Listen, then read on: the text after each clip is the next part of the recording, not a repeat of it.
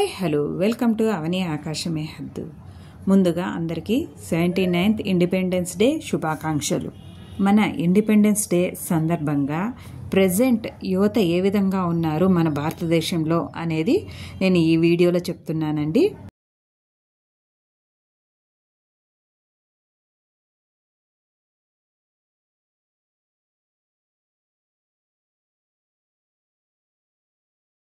ఇది ప్రతి తల్లిదండ్రులకు ఒక హెచ్చరిక. ప్రెజెంట్ మన ప్రైమ్ మినిస్టర్ వయసు ఎంత అండి? మోడీ గారిది 74 years. ఇంత వయసులో కూడా అమెరికా ముందు తలదించకుండా భారతదేశ పరువు ప్రతిష్టలు, ఆత్మాభిమానం కోసం గట్టిగా నిలబడ్డారు. కాశ్మీర్ విషయంలో పీఎం మోడీ, అదేవిధంగా హోమ్ మినిస్టర్ అమిత్ షా, ఈయన వయసు 60 ఏళ్ల వయసులో కూడా కాశ్మీర్ విషయంలో పాక్కి గట్టిగా బుద్ధి చెప్పారండి. మరి 60-70 ఏళ్ల వయసులో కూడా దేశ అభివృద్ధికి గట్టి పునాదులు వేసి మన కోసం, మన దేశం కోసం ఎంత కృషి చేస్తున్నారు.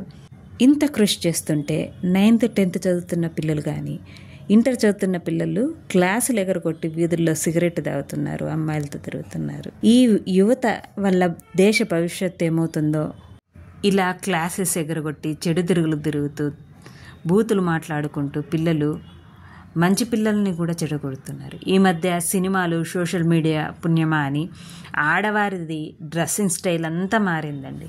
మన దేశ సాంప్రదాయాలు, పద్ధతులు భ్రష్టు పట్టిస్తున్నారు. ఇదేమంటే ఇదే నాగరికత అంటారు. రేపటి భారతదేశ భవిష్యత్తు బాగా ఉండాలన్నా, మన ఇంటి పరువు ప్రతిష్టలు మర్యాదగా ఉండాలన్నా యువత ఏ విధంగా ఉండాలి ఒక్కసారి ప్రతి తల్లిదండ్రులు, యువత ఆలోచించండి. ఇక్కడ నేను పీఎం మోడీని కానీ, అమిత్ షాని కానీ ఎగ్జాంపుల్గా చెప్తున్నానండి. నేను పార్టీని సపోర్ట్ చేస్తూ మాట్లాడడం కాదు. ఇంట్లో పెద్దవాళ్ళు ఉంటారు, వాళ్ళ కష్టం కూడా చూడండి, మారండి. అసలైన స్వాతంత్రం అంటే అర్ధరాత్రి వరకు పబ్బుల్లో తాగి తూగి తూలడం కాదు. అసలైన జీవితం అంటే అర్థం చేసుకొని ప్రవర్తించండి, మారండి. మంచి మార్గం వైపు నడిచి ఇంటికి, దేశానికి మంచి పేరు తండి. యువత అంతా ఇలాగే ఉన్నారా అంటే కాదు.